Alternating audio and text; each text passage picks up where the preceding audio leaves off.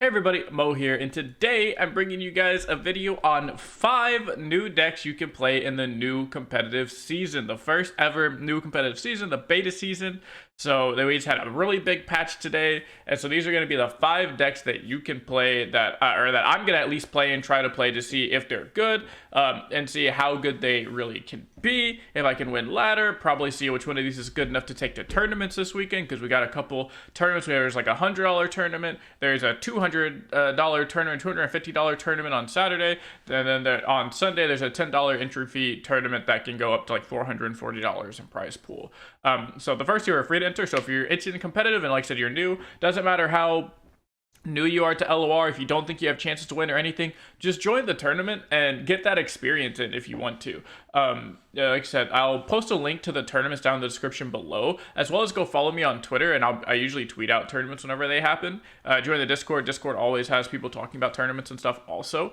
But yeah, there's 2 free to enter tournaments. One of them has like $200 $250 prize pool, one of them has a $100 prize pool. So the $250 prize pool one will probably be more competitive, because it'll be the players I think they can win will play in that one, because they want to win more money, obviously. And the $100 one is still going to be competitive, because a lot of people have the reverse psychology, is like, oh, well, all the really good players are going to win or try for this one. Like me as a good player, I should just go and guarantee the like smaller one, right? So that's what, so you can choose one of those to play. And like I said, free to enter, just show up if you have 3 decks and just try and, play and get some experience, ask questions against your opponents after the game and stuff like that. It's a really fun time.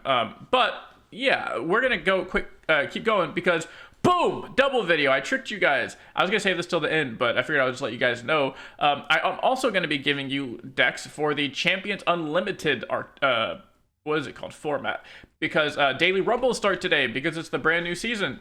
So and the first Daily Rumble is Champion Unlimited, which is just as the name suggests, you can have unlimited champions in your deck. All the other deck building rules still apply. You can only have 2 regions, only have 3 copies of cards, but you can have as many champions in your decks as you want.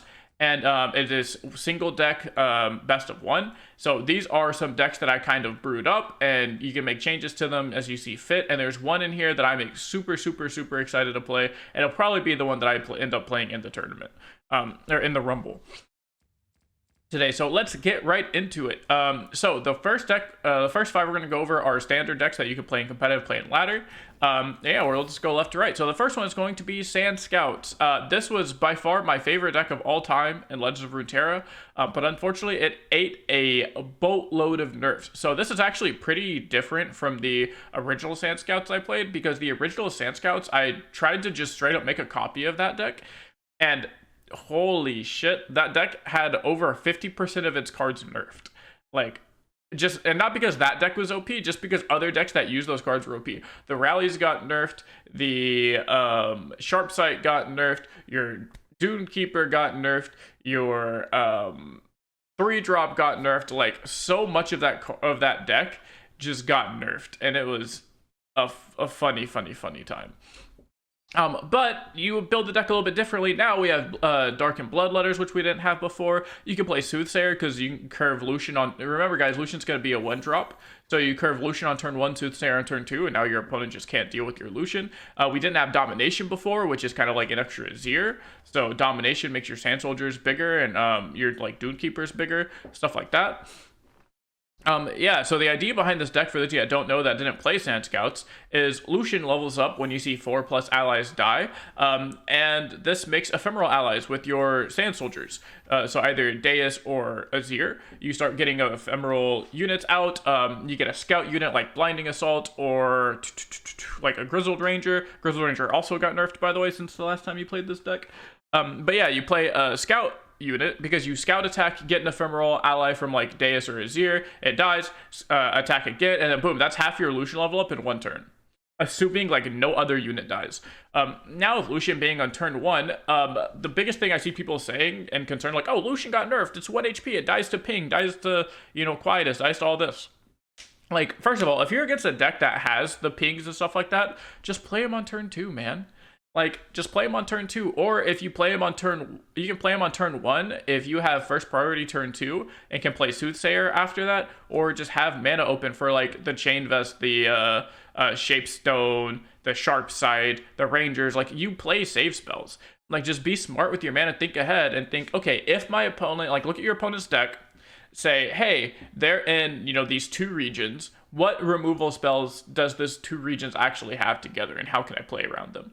And that's going to be, your best bet to actually beat things out. But now I will say, if they don't have like really good removal spells for Lucian, or if they don't have them often, you can just curve Lucian on turn 1, Deus on turn 2, and you're like, you're swinging, man. You're doing great.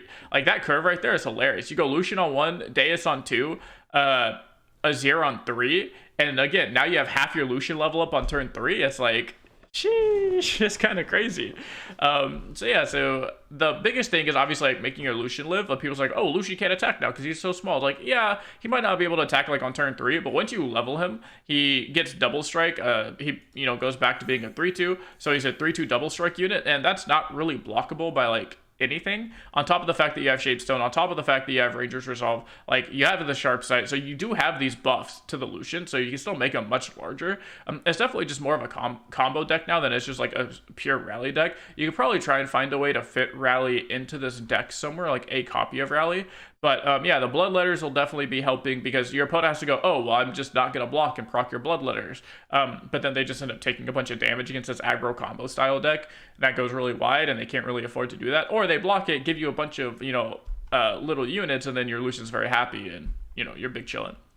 So, super happy about that Lucian deck. This is probably going to be the one that most people look at, but it's not the Lucian deck that I'm super excited for, and I'll tell you which one that is later down the line. Deck number 2 is Ornn Jax. So, this is mostly just a Jax build. So, Jax got buffed, so I have 2 decks here with him. And I think Jax Ornn and Jax Freljord is like pretty solid. Mostly Jax Freljord because of the like Weaponsmith buff is going to a 1/2, but mostly the like Artisan buff. This being a 2/3 probably makes it like the best Freljord follower. Like a 2-mana 2/3 is already premium stat line. So you get a premium stat line, plus you can just like give something +1/+1 for no reason. It's pretty silly. This deck has really good curves. If you curve like Weaponsmith turn 1, Jax turn 2, Adept Weaponsmith turn 3, you have a 5/4 Jax. And then if they somehow like kill your Jax or get rid of your Jax, then your weapon here, your Kathia, is a 1-mana 2/2 weapon that gives quick attack. And so they're like, oh, they're going to spend resources to kill Jax, which is probably going to be multiple resources. And then you say like, okay, slap that weapon onto the Adept Weaponsmith that you played on turn 3, and then boom, now you have a 5/5 quick attack unit again that your opponent just probably can't deal with very well. Yeah, you play 1 Ornn's Forge, just get some forage in, play a bunch of the, what are these called? Improvised units to get your weapons and stuff like that. You play Parts Made Whole, because now you have draw spells in your Freljord deck, and it's like, just silly. I play 1 Udyr because Udyr gets really, really big if you can get these swap stances off. And oftentimes, if you can give Udyr a weapon, like I said, like, you get this, decently sized Jax, and then the Jax weapon, they kill it, and then you go, okay, here's an Udyr on turn 5, put the Akathia on him, it's like, boom, now you have quick attack Udyr. Whether the Akathia got forged or not makes it even better or worse.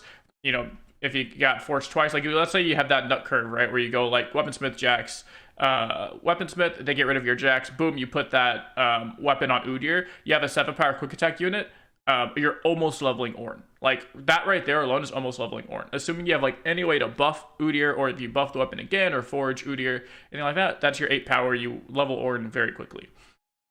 And I think, so this is a very solid idea. I really like the 1 Udyr. I think Udyr can get out of hand quickly with the swap stances, if left unchecked, or if given like quick attack and made it so they can't block. Of course, you have Darkened Spear is really good. You have Weaponsmith when the first time you equip it, not like forge it, and then now you have like a 1/3 Darkened Spear, and Darkened Spear is just making your future units really big. That's like a really good curve. Like, this deck has really solid curves now in the early game, and then your late game is just gonna be carried by having really large units, like Ornn actually being like Ornn getting buffed to a 5/5, Ornn being big enough to actually get in there, and probably be able to level your Ornn is really important. So very cool. Deck looks like it has some potential.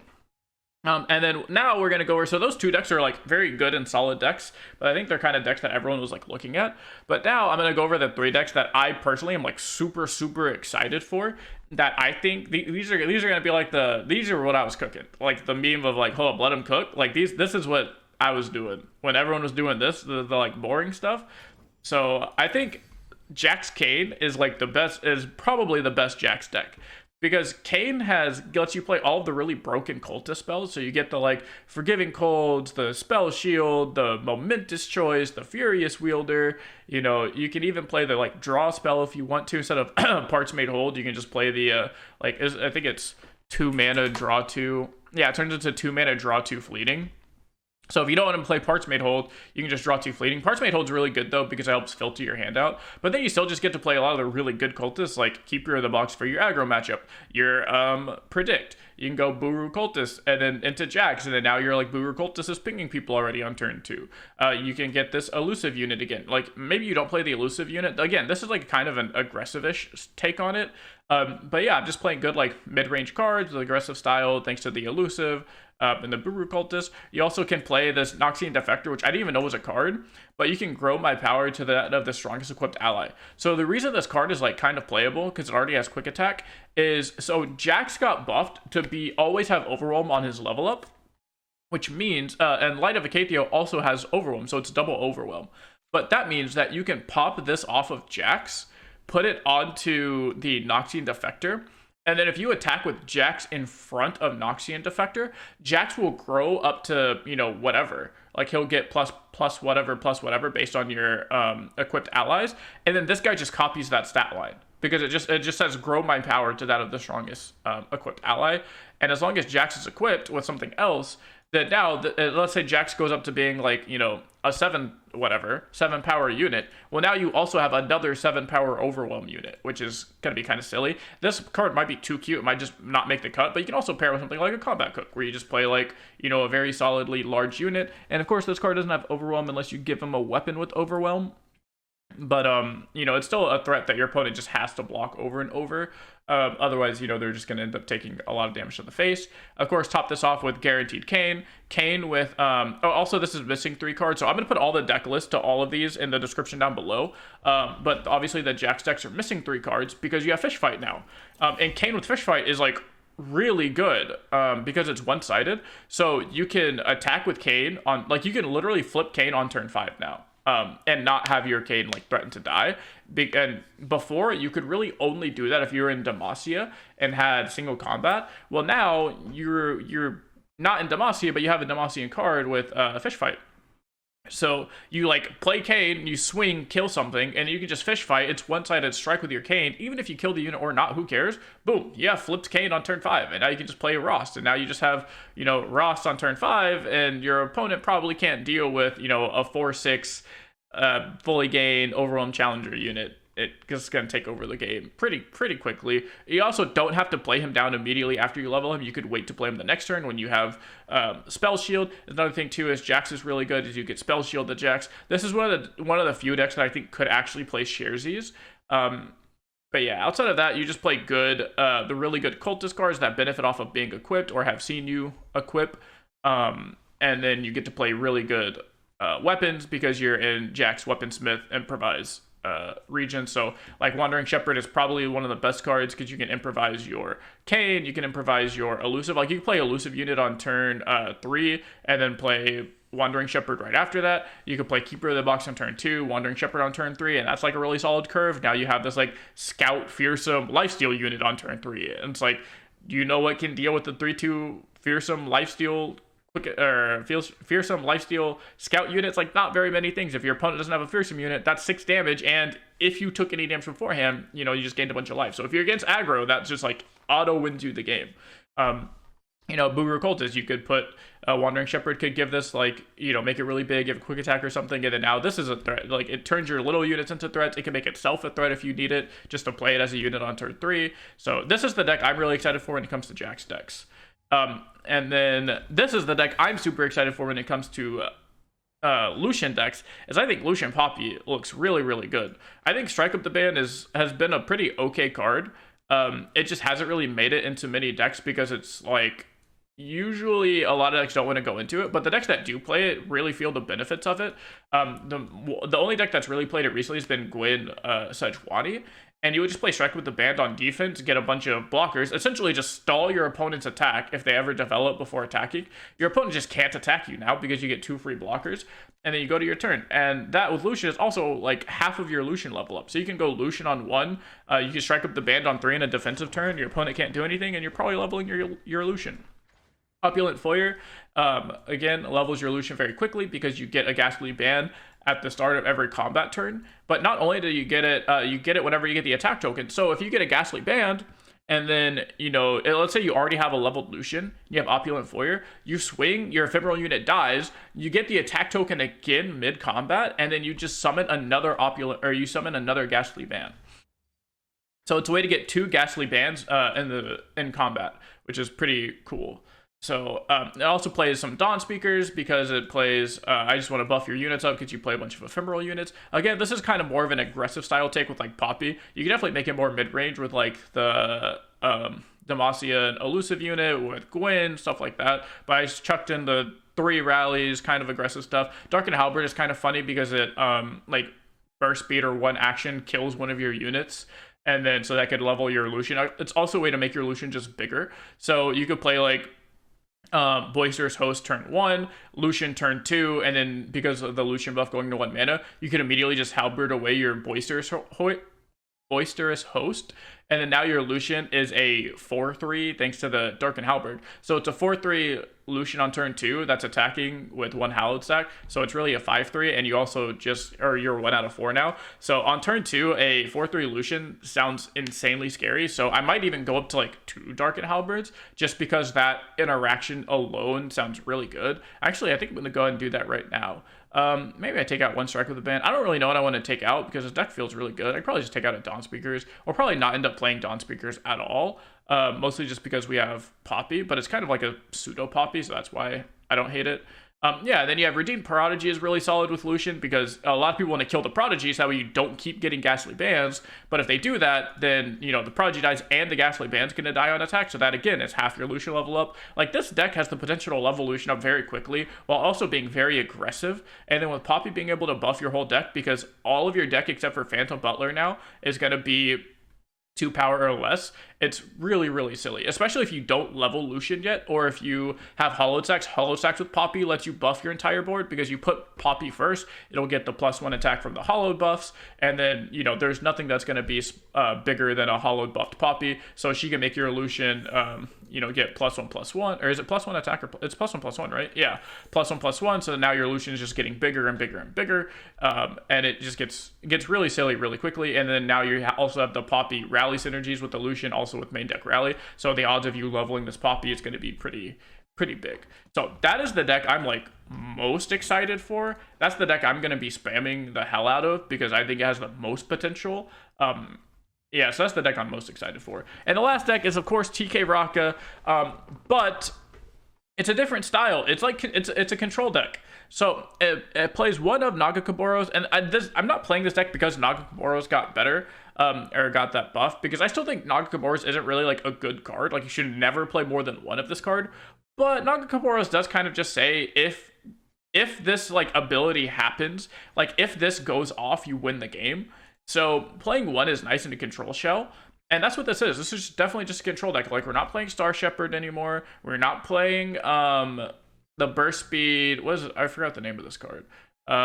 Where you like give 2 units vulnerable. Like, we're not playing Shakedown to go into combat often. Like, we're just a deck that draws a bunch of cards. We have like, this is 2, so this is going to draw you 4 cards. This draws you 5 cards. This draws you another 3, so it's 8 cards plus Soraka drawing you cards plus this, so that's 11 points of card draw, not counting the Soraka. So the odds of you finding your Star Spring is good. And then on top of that, you can just eventually just kill your opponent like Nagakaboros. Like I said, we're a control deck now, so we're on triple Sunburst. Probably put in, we're definitely going to want some number of the heavy metals in here, because especially with Jax popping up, heavy metal is going to be premium. Heavy metal is going to be the new quiet as meme, I swear to God. So this card's gonna be really, really silly. So I'll probably take out like your Bastion, put in a heavy metal, and then yeah, we'll probably take out like a Tentacle Smash, put in a heavy metal. Tentacle Smash is really solid at 3 mana, but that's also why we play Watchful Idol. You can also keep your Watchful Idol healthy with things like Raka, Guiding Touch, Vigor, you know, the Star Spring. If you go like Watchful Idol turn 1, Star Spring on turn 2, and that's all you do, you get an extra, you get at least like 1 extra tentacle. If you ever buff it, again, you can fully heal it with Soraka, fully heal it with a bunch of things, and just keep getting tentacles like every turn, and eventually end up with either 1 very large tentacle or just a chump blocker every single turn for free. So that's also a deck I'm excited for. Like I said, the deck I'm most excited for is going to be this Lucian Poppy deck, and that's going to be the deck I'm spamming the hell out of day 1. And so, yeah, so that's it for the 5 standard decks. Now we're going to go over the Champions Unlimited decks really quickly. I'm going to go over these like very, very quickly. I know this video is already like 20 minutes long or something, but again, I just wanted to go over why I'm playing each deck and kind of give you an idea of how to play them, so that way you don't just, you know, download the deck code, try and play them, lose, and say, oh, Mo baited me, these decks suck. And also, fair warning, they might suck. Like, who knows, man? It's a new patch. If anyone tells you, oh, this deck is guaranteed broken, rank 1, please spend your resources on it, they're lying to you. And they don't know that because it's day 1, and we don't know what's good yet. We can kind of guess and have assumptions, but no one's going to know exactly what the best deck is. So if you're limited resources, I'd probably recommend waiting a little bit. Either pick something that you think is going to be fun and you're going to enjoy no matter what. But if you want the competitive vibe, probably wait a couple days, see what actually ends up being good and actually ends up doing well, and then spend your resources on that. But yeah, I wanted to kind of give you guys ideas of how to build that. Again, tell you guys why these like decks aren't finished, because there's 37 out of 40. So you're going to have to add 3 fish fights to the Jax decks because fish fights are really good. Yeah, and so now we're going to the Champion Unlimited. We're not going to go too in-depth on these because these are basically deck concepts that already exist. It's just now you get to play champions in them. So this is just kind of like Pirate Aggro, except now you get to play, instead of just playing Misfortune TF, you get to play Misfortune TF and Annie and like a couple Swain in the top end. This is Go Hard, but instead of just playing like Elise and TF, or TF and Gangplank, or Elise and Gangplank, instead of just playing 2 units, you get to play like 1 Senna top end, 1 Thresh top end, 1 or 2 Gwen, like 1 Kindred. Like these are just good cards. The biggest important thing to keep in mind when you're building a Champions Unlimited deck is not to just shove champions in because, ooh, champion means good. Champion doesn't really mean good. If a deck is built around a champion, it's going to make it really powerful. But if the deck isn't built around that champion, you just have to kind of see how much better than a follower is this champion in a vacuum. And sometimes it's like not very much. But sometimes it's fine. Like Kindred right here is just fine as a way to have a removal spell. Like it's better than second box, because if you play Kindred on 4, like you're applying a little bit of pressure, and as long as Kindred kills like 1 unit, you can probably say she did as much as Box did. So that's kind of how I evaluate cards when it comes to champions versus non-champion cards. This deck is just Pink City, but you get to play all the champions. So instead of just playing like TF and Gangplank, you get to play TF, Gangplank, Misfortune, Ziggs, Gnar. Ziggs because, you know, pings and crazy stuff. Gnar because pokey stick and good. Misfortune because good. 3-drop. That deck was really missing a good 3-drop, so the fact that you get to play a good 3-drop is really good. This is just a rally deck, so this is kind of like Poppy Lulu, but you get to play Ziggs because overstated, Nora because you want to make a bunch of like little shitty units and never run out of cards. Yeah, and Vayne because you just want Vayne tumbles. You can probably take Vayne out and put in like more save spells or something. Like this deck's not, yeah, this deck's on Sharp Sight, but you could probably add in like Heroic Reframe or, you know, some other amount of cards other than Vayne. Vayne's just kind of cool. This one is Noxus Silliness, or Shurima Silliness. So this is kind of the second. So there are 2 decks that I'm really excited to play. There's one deck I'm like 99% sure I'm going to play in my Champion Unlimited run. But if I had that 1% chance of swapping off, it would be to this deck. So Shurima has some of the most broken champions. So every time I looked at Champions Unlimited decks, I realized that I was like, okay, which one just has the most like good champions that you could play in decks? Like I said, if you're not going to build around them, which ones are just good? And it's definitely Shurima. Like Sivir, really good. Auction, really good. You have Ziggs, really good. So like all 3 of these champions are just good. Like you don't really need a deck built around them, and they're good. So that's like, okay, well, what deck can you build around like another champion in this region that lets you play Shurima? And if you just play the like Shurima kind of aggro-y package, that's like, oh, well, now you get to play Annie, which is like very solid 1-drop. You get to play Katarina, which even post-nerf is going to be good enough to get you rallies. It's like, oh yeah, you could play like Renekton, and then now you're in like Merciless Hunter, like vulnerable here. You could even put in the Renekton spell if you want to. And now you're just like in the pseudo aggro deck. So it's like, oh, what's your top end? It's like you have Ruin Runner and Swain for your top end. Yeah, so this deck looks very cool. I don't know how good it'll be, but it's definitely like a really cool aggro deck. So you could just beat a bunch of bad decks by simply killing them quickly. But if you do need to go the late game, you do kind of just have this like Swain plus Ruin Runner plus like Sivir concept. And yeah, I know leveling Swain's going to be kind of difficult in this deck, but just the fact of having him be this like fearsome, they have to block him, otherwise he just Noxian fervors your opponent's face is pretty solid. And then if you ever do level him with your fervors or something, or if he does hit face and then you fervor, then he just closes the game instantly. But the last deck, and this is the deck I'm 99 percentile to play, is Bandletree. And this is probably one of the more degenerate decks that you could have built, because with unlimited champions, you can now just straight up get your Bandletree from your champions. It's like Demacia, Freljord, Shurima. This is just gets you a bunch of random cards, like portals are good, but PNZ, Ionia. So that right there, like just off of your champions alone, you have most of your tree. So you have most of your tree just off your champions, but then you get, oh, ID Targon, really good Targon card. House Spider gets you 2 regions, gets you Noxus and Shadow Isles. So that right there is all your champions. So you could level tree just with this deck. So like 1, 2, 3, 4, 5, 6, 7, 8, 9. Oh no, what are we missing? We're missing Shadow Isles, but the House Spider and Noxus gets you Shadow Isles. So you get all 10 regions in deck already, not including all the random portals you get from Nora, not including all the random cards you get from Bandletree. And then of course we play Yorl in Arms for top end in case you are just ending up being an aggro style deck with Poppy and killing them and you don't have your Bandletree yet. That's fine. You just play Yorl in Arms, you just kill your opponent with elusives, with like Nora and Teemo and some sort of elusive portals you get, or you just straight up kill your opponent with decently sized units that your opponent probably can't deal with. So that's gonna be it for this video. Hope you guys enjoyed it. Let me know if you have any crazy decks for Champions Unlimited, as well as if you found any good Kayle decks. I really couldn't find any good Kayle decks. I know there are a bunch of champions that got buffs that I didn't really cover and make decks around, and that's just because I didn't really know how to do it. Like, for example, Alawi. I think the best Alawi deck is probably just Bard Alawi, but I'll have to really play and see how good Bard is post-nerf. I think kind of people went, oh, Bard got nerfed, me no play anymore, but I've been playing a decent amount of Bard lately, and I think he's still pretty okay. So I'm interested to see if that deck's a thing. Kayle, I just have no idea. The only thing I can come up with is like Kayle Poppy, but I honestly have no idea if that's good. So we'll see. We'll see if Kayle ends up finding a home. So let me know down in the comments below if you found a home for Kayle or Alawi. And that way, if you're a viewer and you wanted a Kayle or an Alawi deck, you can go search in the viewer comments down below and find one of them. But that's gonna be it for this video. I hope you guys enjoyed it, and I'll see you guys in the next one.